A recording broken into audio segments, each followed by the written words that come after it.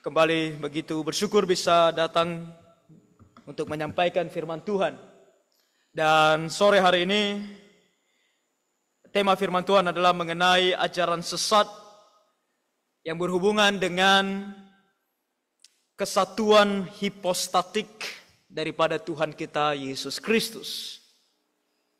Saya percaya kalau kita mengikuti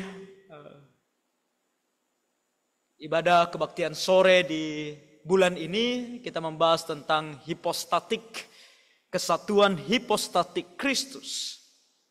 Dan kita belajar bagaimana diungkapkan kepada kita, baik itu melalui definisi yang terdapat dalam konsili, maupun dari penjabaran akan firman Tuhan, bahwa Tuhan Yesus pada dasarnya memiliki dua natur di dalam tubuhnya sendiri, manusia dan Allah. Tuhan Yesus adalah manusia dan Allah, hanya satu pribadi, tapi di dalam dirinya ada manusia dan ada Allah. Dan dari apa yang kita perhatikan dari firman Tuhan, saya percaya kita kalau ikuti, maka kita temukan bahwa Tuhan Yesus itu 100% manusia dan dia 100% Allah. Dan ini terdapat di dalam Alkitab yang sudah dituliskan kepada kita oleh para rasul dan tentu di perjanjian lama oleh para nabi, namun lebih fokus ke perjanjian baru oleh para rasul, bahkan di abad yang pertama. Namun sore hari ini kita juga akan melihat bahwa bahkan dari abad pertama sampai kepada hari ini masih saja ada orang-orang, bahkan ajaran-ajaran yang mengajarkan ajaran-ajaran yang keliru, ajaran-ajaran yang tidak tepat, bahkan cenderung sesat mengenai Tuhan Yesus, yang berhubungan dengan hipostatiknya. Nanti kita akan melihat ada sekitar 7. Di sore hari ini saya akan hanya memperkenalkannya saja, karena ada sekitar 7 dan kita akan melihat secara sekilas tentang apa yang mereka ajarkan. Lalu kita juga akan melihat apa kata firman Tuhan mengenai apa yang mereka ajarkan. Dan lalu kita akan melihat bagaimana kita menyikapinya di zaman sekarang ini. Jadi ada ajaran-ajaran sesat yang berkaitan dengan kesatuan hipostatik daripada Tuhan Yesus. Yang pertama, kita mulai saja dengan yang pertama, ada yang disebut sebagai doketisme. Doketisme. Dan kalau kita melihat nanti ajaran-ajaran ini, kita harus perhatikan bahwa ini bukan ajaran-ajaran yang berasal dari pemikiran-pemikiran yang dangkal. Mereka memiliki pemikiran-pemikiran yang filosofis. Mereka punya alasan kenapa mereka mengatakan hal-hal ini. Seperti ini, doketisme. Ini bahkan di abad yang pertama. Dan ini berasal dari kata doketisme, itu berasal dari kata dokeo. Dan dokeo itu artinya tampak. Dan yang mereka maksudkan adalah karena mereka ini dipengaruhi oleh kaum Gnostik. Nah, kaum Gnostik, begitu banyak ajaran mereka yang sesat, namun salah satunya adalah ketika mereka percaya bahwa materi, atau kalau kita bicara soal kita sebagai manusia, jasmani, tubuh itu kotor, itu najis, itu berdosa. Tidak layak oleh Tuhan untuk memiliki tubuh manusia, untuk memiliki materi. Karena materi ini kotor, hina. Itu adalah yang dimengerti atau yang dipercaya oleh kaum Gnostik. Dan ini adalah yang mempengaruhi kaum doketisme, sehingga mereka mengatakan bahwa Tuhan Yesus itu ketika kita melihat fisiknya itu hanya tampak saja fisik, tapi pada dasarnya dia Allah. Allah adalah roh, tapi dia nampak punya fisik. Kalau hanya sekedar roh, nggak nampak oleh mata kita. Tapi dia nampak oleh mata kita. Tapi hanya nampak saja. bukan berarti dia punya tubuh fisik. Makanya kita sering melihat bahwa orang mendefinisikannya sebagai 0% manusia, 100% Allah. Jadi hal-hal yang berhubungan dengan manusia yang terlihat dalam Tuhan Yesus itu hanya nampak saja. Itu bukan berarti betul-betul ada di dalam dirinya. Jadi dia hanya Allah saja 100%. Tapi 0% manusia. Kalau kita berbicara tentang zaman sekarang yang bisa dikatakan berkaitan dengan pemahaman ini, kita bisa melihatnya dalam aliran-aliran New Age. New Age movement. Karena dalam aliran-aliran New Age movement ini ada juga seperti spiritualitas gnostik modern. Mereka ini mempunyai pandangan bahwa penderitaan fisik Tuhan Yesus itu tidak penting dan tidak relevan. Yang penting adalah ajaran-ajaran spiritualnya. Jadi mengambil ajaran Tuhan Yesus secara spiritual, tapi mengenai penderitaannya secara fisik, secara jasmani, itu tidak penting. Dan ini sangat berbahaya karena Tuhan Yesus mati di atas kayu salib untuk menggantikan kita manusia. Maka untuk valid Tuhan Yesus menggantikan kita, maka dia harus bisa merasakan apa yang kita rasakan. Kalau seandainya kita yang dihukum, maka kita akan merasakan rasa sakit. Dan kalau Tuhan Yesus menggantikan kita untuk dihukum, maka dia pun harus menderita secara fisik. Kalau kita menolak bahwa Tuhan Yesus mempunyai tubuh jasmani, dia 0% manusia, maka kita bisa juga katakan bahwa di salib sebenarnya dia tidak menderita. Sebagai gereja reform, kita juga percaya tentang impassion. Bukan impatient, tapi impassion. Artinya bahwa Allah itu pada dasarnya tidak dapat menderita. Karena Allah itu roh. Dia tidak dapat menderita. Jadi kalau Tuhan Yesus hanya Allah saja, dia 100% Allah tapi 0% manusia, maka pada dasarnya di atas kayu salib dia tidak menderita. Dan itu akan menggagalkan tujuan dia di salib, yaitu untuk menggantikan kita menderita. Dan itu juga yang kalau kita melihat 1 Yohanes 4 ayat 2-3. Demikianlah kita mengenal roh Allah. Setiap roh yang mengaku bahwa Yesus Kristus telah datang sebagai manusia berasal dari Allah. Dan setiap roh yang tidak mengaku Yesus tidak berasal dari Allah. Roh itu adalah roh antikristus dan tentang dia telah kamu dengar bahwa ia akan datang dan sekarang ini ia sudah ada di dalam dunia.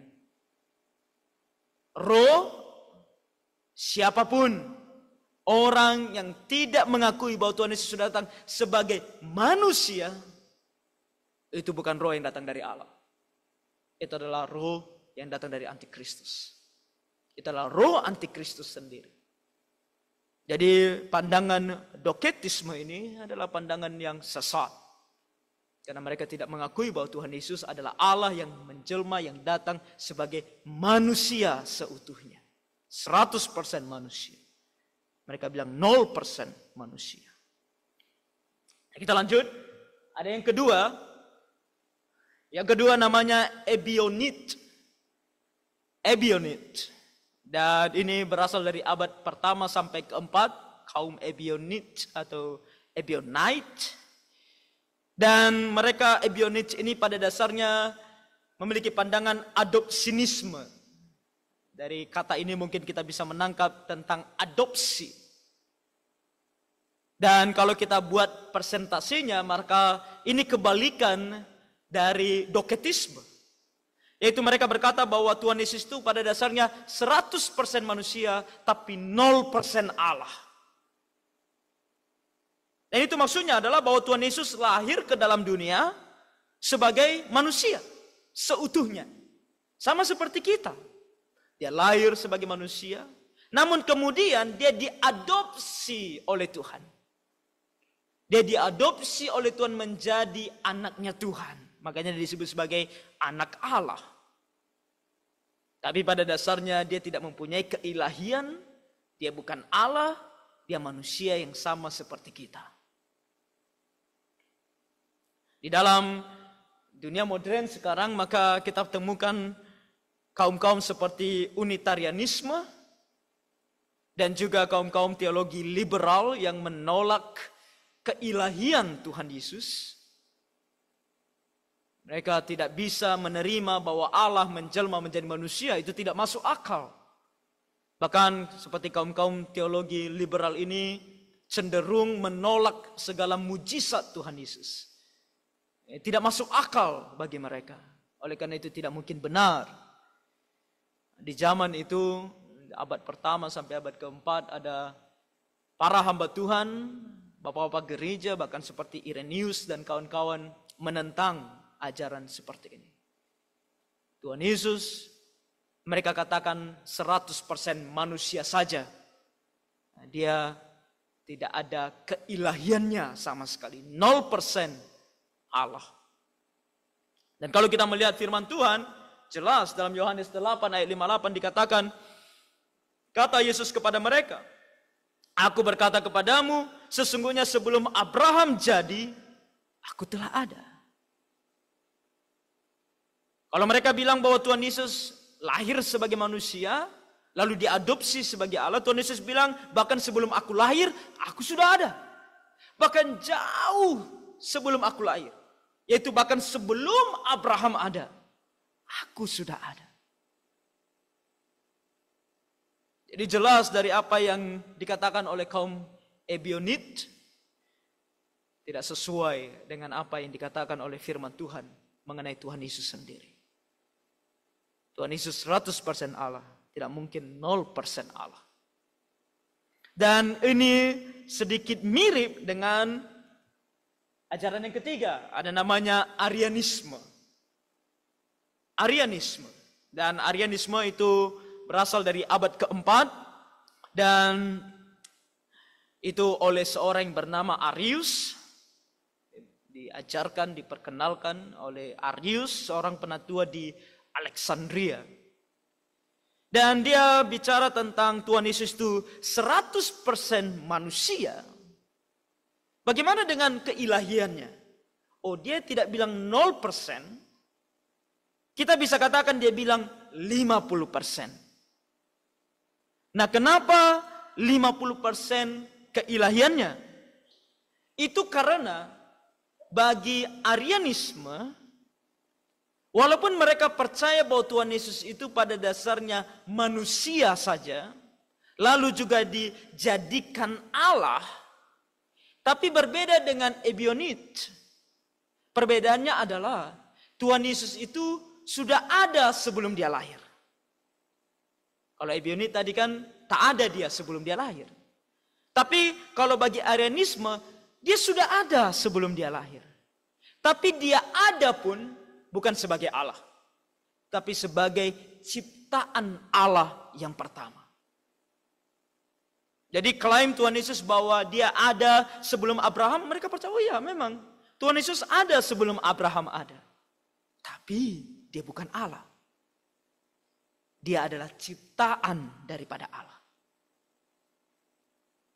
Dan yang paling, ini adalah ajaran yang paling bisa dikatakan nampak sekali dalam dunia kita sekarang, zaman kita sekarang, karena ini terdapat dalam ajaran-ajaran saksi Yehuwa. Mana mereka mengajarkan bahwa Tuhan Yesus itu Allah kecil, dia bukan 100% Allah, dia adalah manusia biasa yang diangkat menjadi Allah. Tapi Allah kecil, tidak setara dengan Yehova, tidak setara dengan Yehuwa, tidak setara dengan Yahweh. Tapi kita melihat bagaimana dikatakan dalam Yohanes 1 ayat 1. Tentu ini juga ayat yang sebenarnya digunakan oleh saksi Yehova. Mereka katakan firman Tuhan bilang, pada mulanya adalah firman. Firman itu bersama-sama dengan Allah. Dan firman itu adalah Allah. Nah, dalam Alkitabnya Saksi Yehova, maka mereka katakan bahwa firman itu a God, seorang Allah. Mereka tambahkan kata seorang untuk menunjukkan bahwa ini tidak sama dengan Yehova, dia tidak setara dengan Yehova. Kita bisa menjelaskan itu panjang lebar, namun saya percaya waktu kita tidak akan cukup untuk itu. Namun dalam bahasa aslinya juga justru sebaliknya, menunjukkan kepada kita bahwa adalah penekanan yang dibuat oleh Yohanes dengan mengatakan bahwa firman itu adalah Allah. Jadi terjemahan yang paling tepat adalah seperti ini. Firman itu adalah Allah, bukan seorang Allah, tetapi Allah sendiri. Jadi ini jelas menunjukkan kepada kita bahwa Tuhan Yesus bukan hanya 50%, atau mungkin kita hanya menggunakan istilah 50% ini. Arius sendiri tidak mengatakannya. Tapi dari penjelasannya kita temukan bahwa tidak 100% Allah. Tapi firman Tuhan bilang no. Tuhan Yesus itu 100% Allah. Itu ajaran Arius ini disangkal atau dikutuk di Konsili Nisea di tahun 325 Masehi. Lalu yang keempat ada yang kita sebut sebagai Apollinarianisme. Apollinarianisme, dan ini juga muncul di abad keempat. Dan ini diajarkan oleh seorang yang bernama Apollinaris dari Laodikia. Dan dia mengajarkan kebalikan dari Arianisme. Kalau Arianisme tadi 100% manusia, 50% Allah. Apollinarianisme, dia mengajarkan 50% manusia, 100% Allah. Dan itu karena Apollinarianisme ini terlalu menekankan tentang Tuhan Yesus sebagai Allah. Mereka percaya bahwa Tuhan Yesus dalam pikirannya atau bahkan dalam rohnya dia itu ilahi. Dia itu Allah 100%. Tapi ketika dia dikatakan dalam natur manusianya, itu enggak 100% Allah. Tidak 100% manusia. Karena dalam hal pemikiran manusia yang rasional, Tuhan Yesus tidak punya itu. Dia tidak sepenuhnya manusia. Mereka hanya menekankan tentang keilahian Tuhan Yesus. Dan kalau kita mencari di zaman sekarang, apakah ada denominasi atau orang yang mengajarkan ajaran yang seperti ini? Mungkin kita katakan tidak ada dalam artian sebagai sebuah gereja atau denominasi. Tapi ada dalam prinsip. Yaitu prinsip yang menekankan kesalehan itu hanya mengenai iman saja. Tidak perlu berpikir dan bertindak. Orang-orang yang suka mengatakan berdoa saja.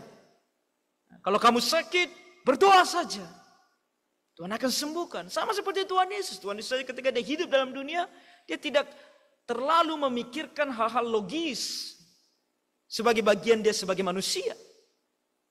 Dia hanya punya iman saja.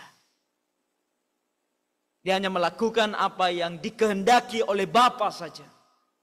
Dia tidak pikirkan apakah dia harus melakukannya atau tidak. Jadi dalam konteks zaman sekarang juga demikian, ada bukan denominasi tertentu, tapi pendeta-pendeta atau guru-guru yang mengajarkan bahwa yang penting iman saja. Kamu percaya, kamu dapatkan. Tentang usaha, tentang berpikir secara rasional, tidak terlalu penting. Ini juga ajaran yang tidak sesuai dari prinsip yang kita temukan tentang Tuhan Yesus sendiri maupun tentang prinsip iman. Nah, mengenai Tuhan Yesus sendiri ini tidak tepat karena kita tahu bagaimana Tuhan Yesus menderita bukan hanya di kayu salib tapi juga di Taman Getsemani. Kenapa Tuhan Yesus harus sampai berdoa, dan ketika dia berdoa bahkan dikatakan bahwa keringatnya seperti tetesan darah. Dan secara medis dijelaskan bahwa itu menunjukkan sebuah perasaan yang berkecamuk yang ada di dalam dirinya.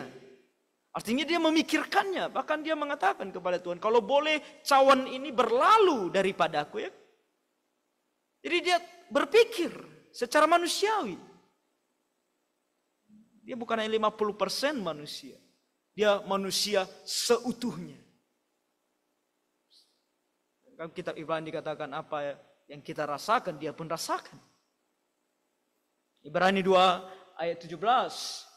Itulah sebabnya maka dalam segala hal ia harus disamakan dengan saudara-saudaranya, supaya ia menjadi imam besar yang menaruh belas kasihan dan yang setia kepada Allah. Dalam segala sesuatu, katanya, dalam segala hal, tanpa terkecuali, Tuhan Yesus harus disamakan dengan kita, manusia. Saudara-saudaranya di sini tertuju kepada kita. Harus disamakan. Tidak boleh hanya 50%, tapi 100%. Dan tentu dalam konsili Konstantinopel tahun 381 Masehi, ajaran Apolinarianisme ini ditentang. Lalu kita melihat di yang kelima, ada Nestorianisme.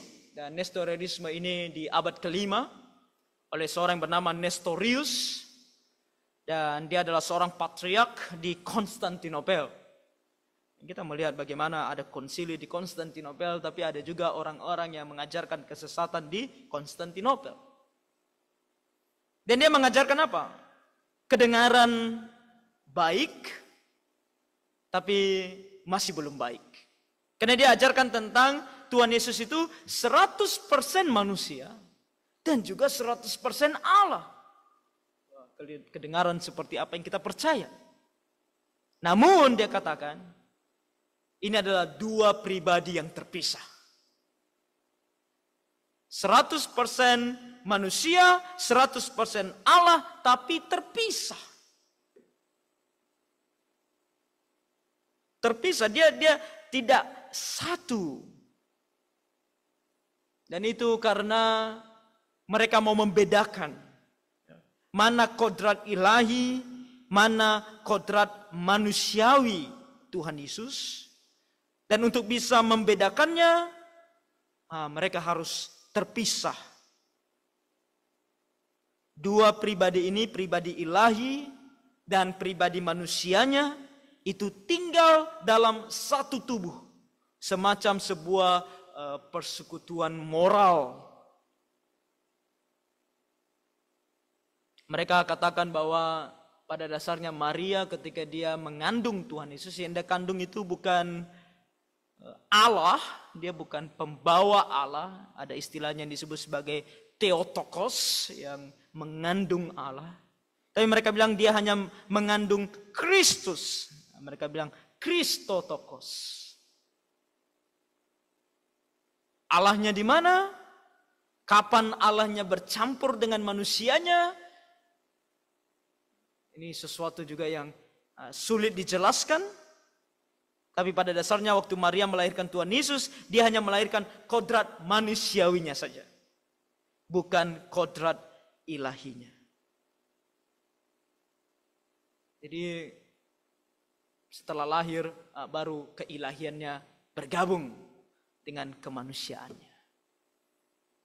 Dan ini tentu menentang ayat-ayat seperti Tuhan Yesus dikandung oleh Roh Kudus. Kalau Maria hanya perlu mengandung manusianya Tuhan Yesus, maka tidak perlu dia dikandung oleh Roh Kudus. Tidak perlu Maria dijaga masih perawan ketika Tuhan Yesus dikandung. Fakta bahwa Tuhan mau Maria masih perawan ketika Tuhan Yesus dikandung itu menunjukkan bahwa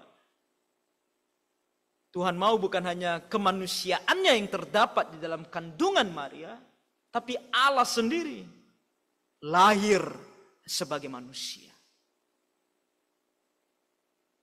Dan kesalahan-kesalahan ini kembali kalau seperti Nestorianisme ini sama seperti sebelumnya tidak terdapat dalam denominasi secara utuh, tapi terdapat dalam ajaran-ajaran yang menekankan kematian manusia Tuhan Yesus tanpa mengikut sertakan keilahiannya.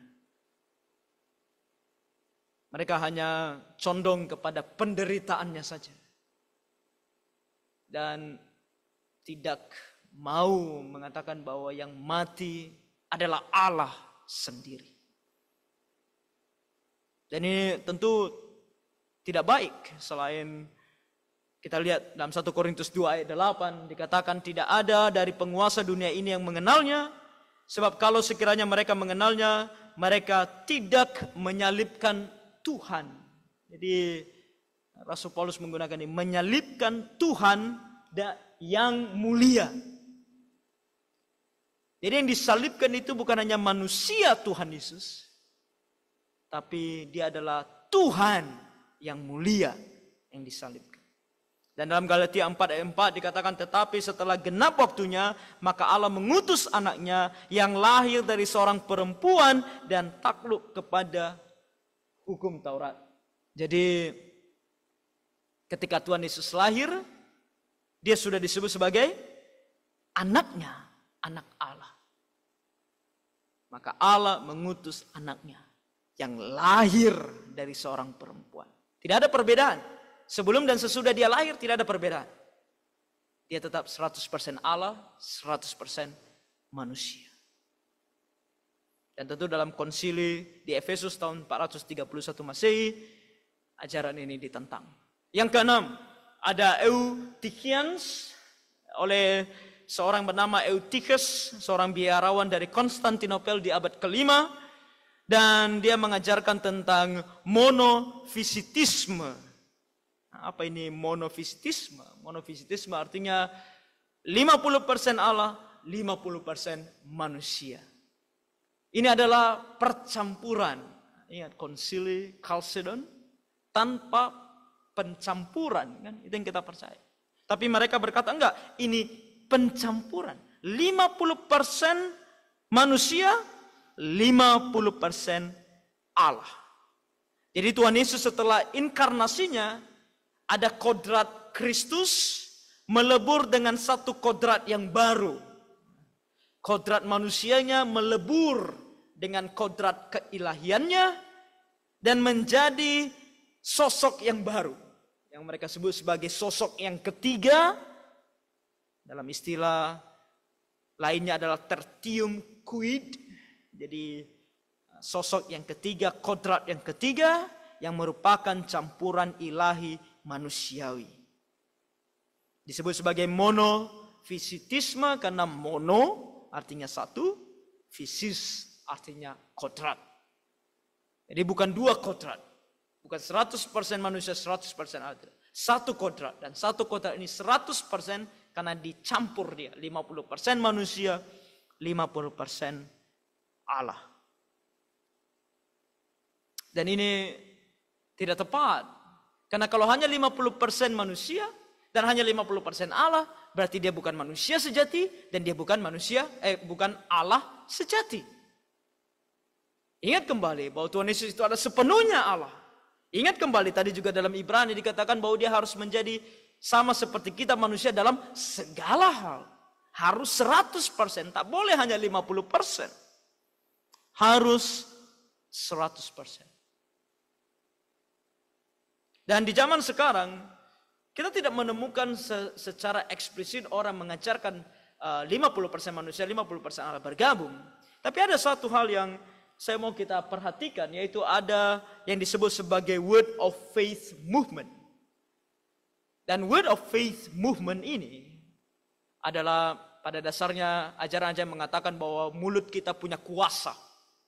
Apa saja yang kamu katakan pasti Tuhan berikan. Dan Word of Faith Movement ini, salah satu pembicara yang paling terkenal adalah Kenneth Copeland. Begitu banyak mereka lagi yang lain. Dan Kenneth Copeland ini kalau kita melihat acara-acara di luar negeri, maka dia adalah seorang yang sangat populer, seorang tele-evangelist. Dia juga punya acara di televisi. Dan kalau tidak salah saya pernah melihat dia bersama dengan Presiden Amerika sekarang, Donald Trump. Dan salah satu mungkin pendeta yang menjadi penasihat secara rohani bagi Donald Trump. Tapi ajarannya sangat mengerikan. Karena salah satu ajaran mereka, yaitu ketika ada satu istilah yang mereka gunakan, yaitu kematian rohani Tuhan Yesus. Dan mirip tapi memang tidak sama. Kalau tadi Eutychians berbicara tentang 50% manusia dan 50% Allah, mereka lebih ngeri lagi. Karena mereka katakan ketika Tuhan Yesus mati, kodrat Tuhan Yesus bercampur dengan apa? Kodratnya iblis. Sehingga Tuhan Yesus menjadi layak untuk dihukum. Bukan hanya dalam dunia. Jadi setelah dia mati, dia masuk neraka. Disiksa dalam neraka. Dan setelah dia menang di neraka, barulah kita selamat. Nah, ini adalah ajaran yang mengerikan. Jadi Tuhan Yesus bukan menang di salib, tapi menangnya di neraka. Dan mereka mempunyai pemikiran yang sama seperti Eutychians, yaitu menggabungkan dua kodrat, 50% keilahian Tuhan Yesus digabungkan dengan 50% kodratnya setan, supaya dia layak untuk dihukum dalam api neraka. Jadi ajaran seperti ini begitu mengerikan. Ibrani 4 ayat 15 mengatakan, sebab imam besar yang kita punya bukanlah imam besar yang tidak dapat turut merasakan kelemahan-kelemahan kita. Sebaliknya sama dengan kita, ia telah dicobai, hanya tidak berbuat dosa. Sama seperti kita, manusia. Tidak berbuat dosa, Allah. Dua hal ini, 100% manusia, 100% Allah, di dalam pribadi yang satu.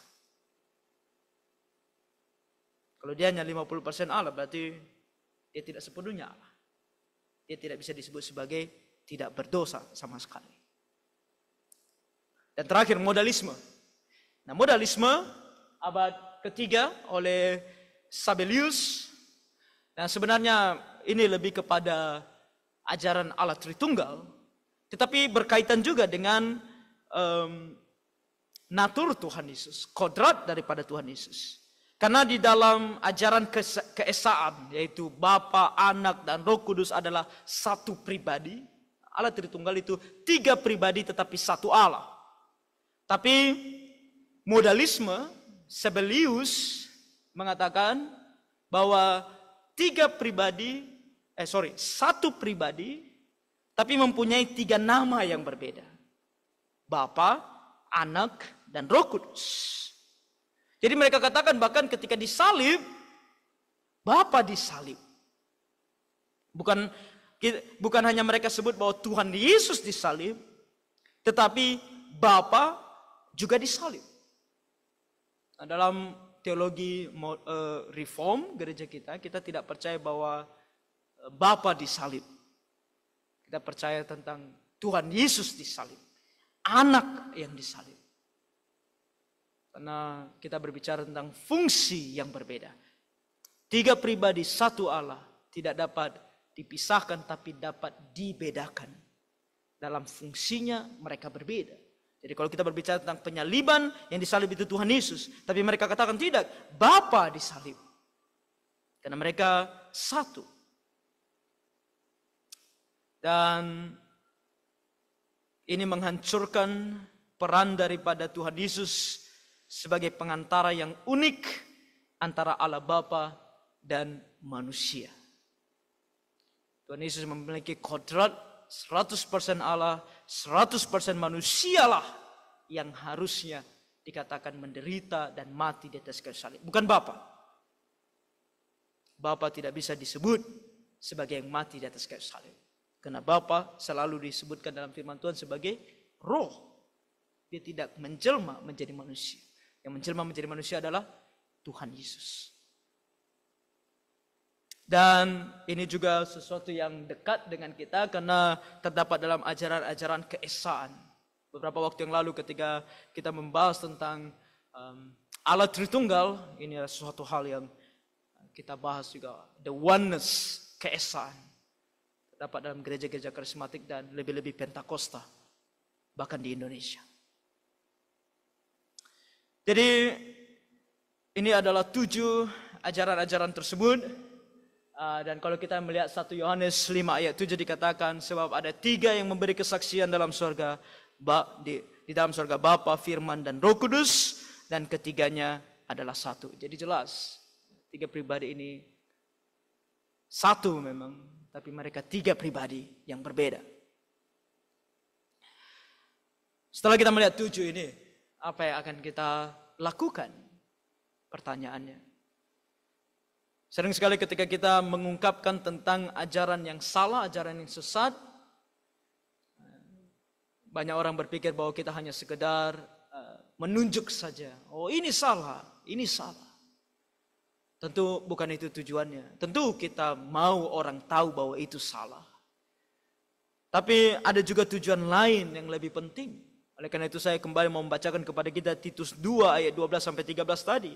Ia mendidik kita supaya kita meninggalkan kefasikan dan keinginan-keinginan duniawi. Dan supaya kita hidup bijaksana, adil dan beribadah dalam dunia sekarang ini. Dengan menantikan penggenapan pengharapan kita yang penuh bahagia. Dan penyataan kemuliaan Allah yang maha besar dan juru selamat kita, Yesus Kristus. 3 hal yang mungkin bisa menjadi penerapan bagi kita. Ketika kita tahu begitu banyak ajaran yang sesat mengenai hal ini. Tapi ajaran yang benar sesuai dengan kitab suci tentu Yesus itu 100% Allah dan dia 100% manusia. Dan itu penting untuk keselamatan kita. Oleh karena itu yang pertama yang harus kita lihat adalah bagaimana kita harus berjuang untuk memegangnya.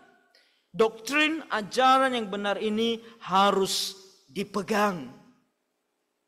Kita lihat tadi bagaimana sepanjang 7 ajaran sesat ini muncul, sepanjang itu juga gereja melawan. Mereka katakan ini tidak benar. Yang benar adalah apa yang dikatakan oleh firman Tuhan.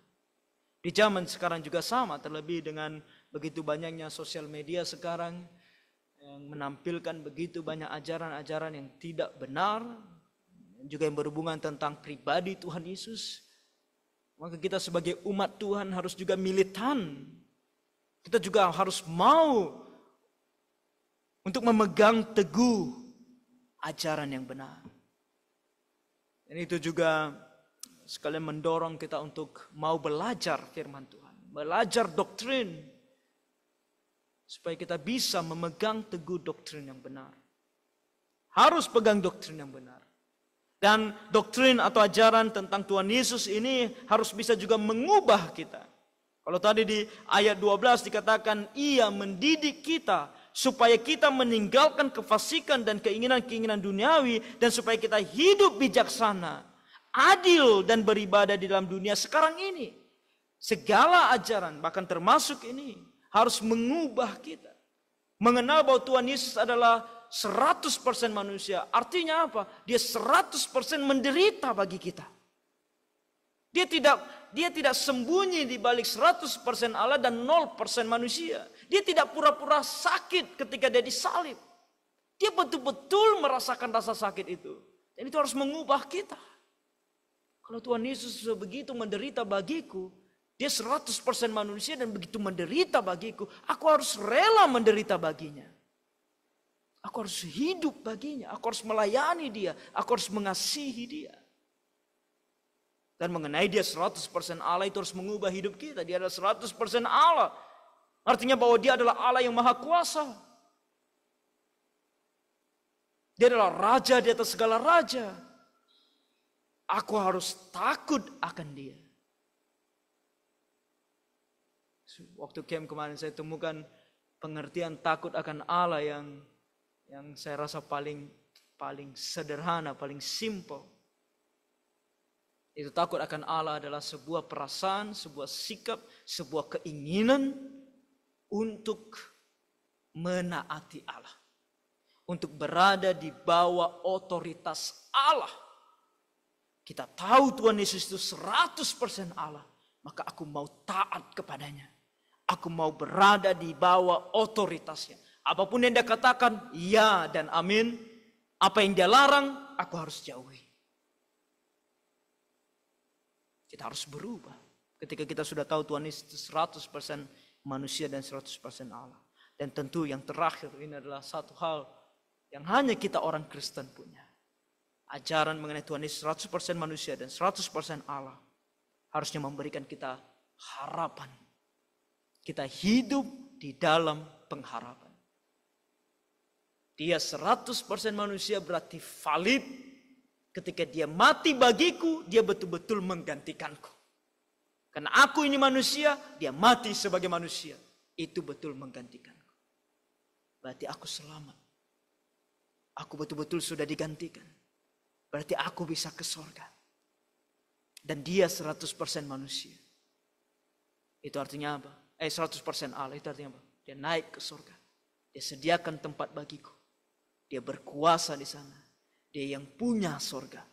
Kalau aku pergi ke sana, karena aku percaya kepadanya, tentu aku masuk ke sana. Karena dia yang punya surga. Karena dia 100% Allah. Itu adalah pengharapan kita. Dunia ini akan segera berakhir, saudara-saudara. Melihat saja tanda-tandanya. Sudah begitu dekat. Seperti apa yang dikatakan oleh firman Tuhan. Maka Tuhan Yesus 100% manusia, 100% Allah. Harus membuat kita menjadi militan, memegang teguh ajaran ini. Jangan goyah, bahkan ajarkan kepada orang lain. Dan itu harus membuat kita berubah dalam hidup kita, semakin dekat dengannya, semakin seperti dia, semakin mengasihi dia.